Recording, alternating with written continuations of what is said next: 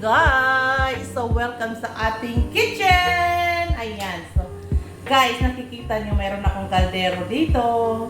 Magandang umaga sa ating lahat! Hello, people! Hello! Ayan. So, for today's video, guys, is magluluto tayo ng matchboos chicken! Ayan. So, yesterday, guys, is nagluto tayo ng matchboos. Hamor, it means is da. Ayan, guys. So, ngayon is magluluto tayo ng matchboos na chicken, guys. So, let's go! Hi, guys! Ayan, ito na yung ating, guys, kamatis. Then, nandito na yung sibuyas at saka bawang. And then, nandito na yung ating chicken, 5 chicken, fresh chicken, guys. So, ayan, let's start. Ayan, mag-i-start na tayo, guys.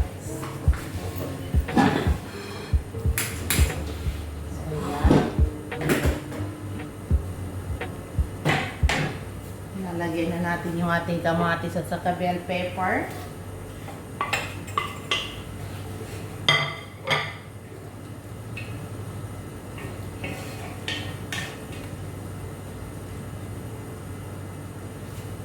And then, habang nagigisa tayo, guys, is maglalagay na tayo ng seasoning natin, okay? So, ayan. Ito lang naman ang ating seasoning. Salt. 2 tablespoons of salt, guys. Nakadepende yan sa dami ng niluluto. Basta ako tansya-tansya lang, guys. Okay. And then, 1 tablespoon of black pepper. And then, half tablespoon lang na sili, guys. And then, 1 tablespoon na turmeric powder.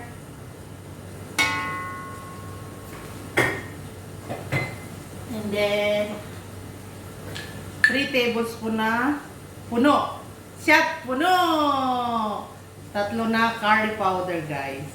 Ayan, basta pagkain ng Arabo, guys, always my curry powder. Ayan, gumamit tayo ng 3 tablespoon, guys. Pero puno siya, guys.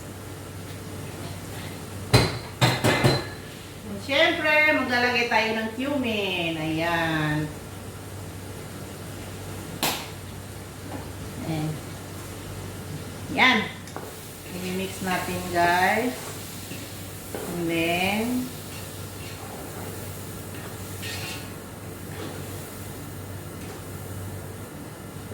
maglalagay pala tayo ng lemon. Lemon powder. No, it's not lemon powder, guys. Crush. Crush, guys, hindi trust. Crush. Wait, meron tayong powder, guys. Ito yung lemon powder, guys. Ayan, tansya-tansya lang, guys. Tansya-tansya lang, guys. Feeling expert ng person. Then, that's it. Let me show you, guys, kung ano na yung itsura niya. Ayan, guys. Kita ba? This is it. Ayan, imimix lang natin yan siya, guys. And then, after that, lalagyan na natin yung ating chicken. Bismillah. The chicken is already clean, guys. Ayan. Nugasan na yan ng lemon. Every time na magluto kayo ng manok, guys, hugasan nyo ng lemon. Legit. Wala talaga siyang lansa. So, ayan. Nilalagyan natin yung chicken lahat dyan. And then, lalagyan natin ng tubig. Ayan. Sabi, ang dami naman ng 5 manok. Ayan. So, hindi ko siya kayang imimix kasi ang laki ng manok, guys. Hindi ko siya kaya. Ayan, hayaan lang natin siya, guys, sa ganyan. Oops! Mainit! Lalagyan pa natin to siya ng parsley. Chop at saka coriander, guys. Ayan, mimix lang natin, guys.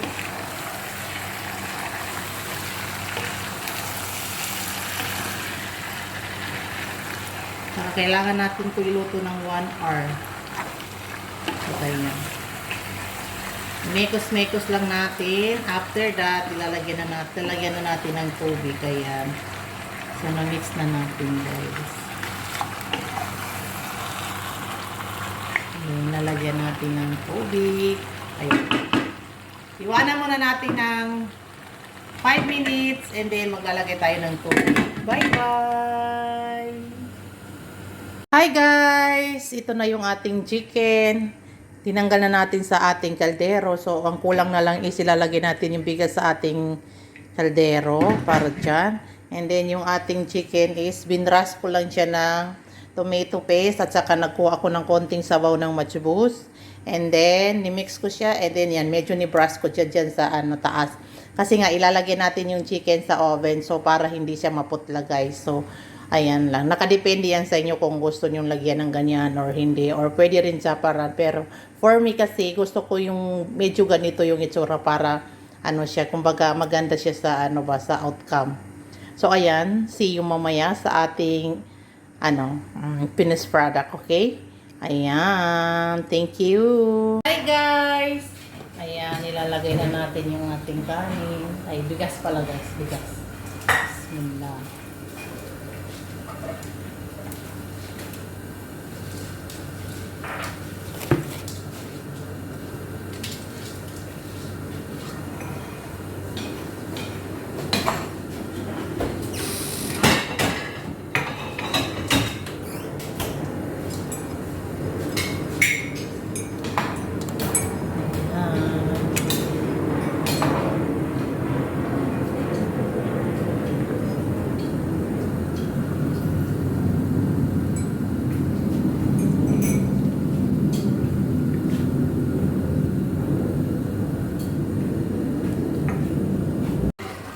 Guys, ito na yung ating chicken. Hi guys! Ito na yung ating matchboost chicken, guys. Ayan. So, kainan na. Let's go!